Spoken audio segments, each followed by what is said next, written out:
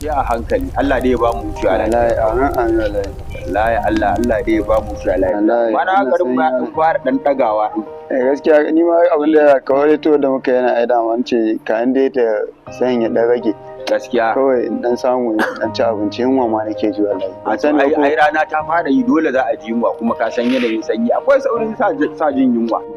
Mutum zai dinga jin yunwa. Gaskiya da Assalamu alaikum. Ina lafiya.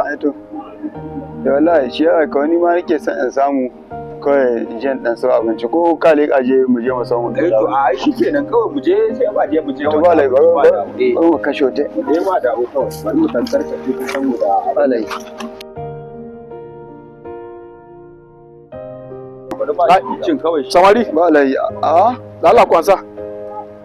aha ba kun kare da wutan nan ne ko